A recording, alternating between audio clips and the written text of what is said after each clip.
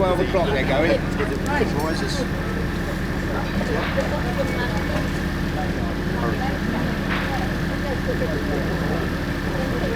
red light's on.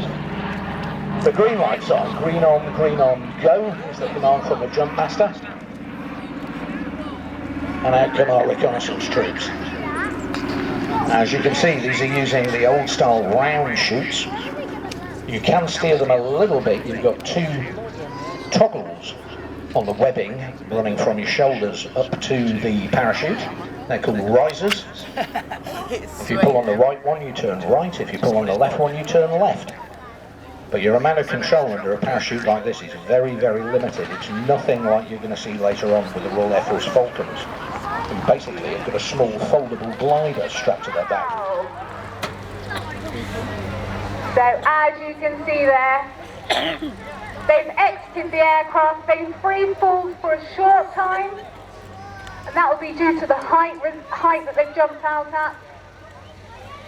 And what they'll be doing now is forming the famous Falcon stack. So you'll notice the different coloured smokes, red and white. Is up there, and he has communications and is talking to the other team members, giving them direction. And what we'll do is I'll let you actually listen to what's going on up there. Now,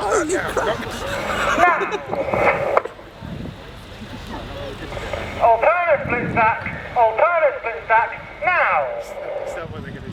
So they are now performing the alternative stack for you. So you're very lucky to see this.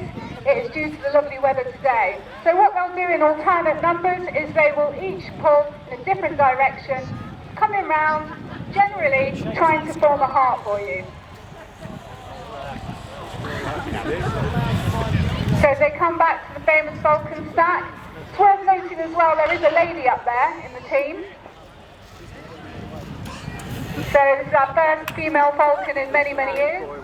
So as they're coming into the landing pattern now, can we start giving them some lots and lots of noise? And as they peel off to Commanding and Sergeant Brooke Stebbins. Ladies and gentlemen, give them a great big cheer. What a fantastic display they did here today.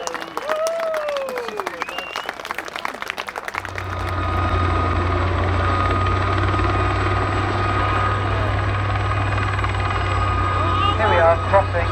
Those are the cameras for a great one.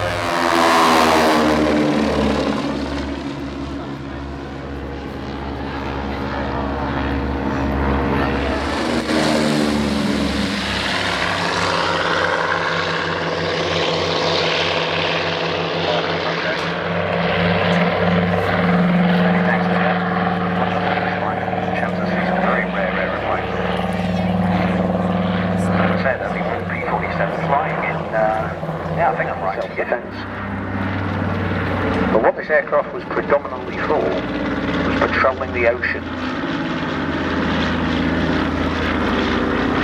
Now, it doesn't look like it, does it? But this is one of the aircraft that saved this country. During the Second World War, a lot of our raw materials and a hell of a lot of our food was coming across the Atlantic by convoys, ship convoys. I'm an air traffic controller in my other job, and I'm just not used to watching aeroplanes this big disappear behind trees.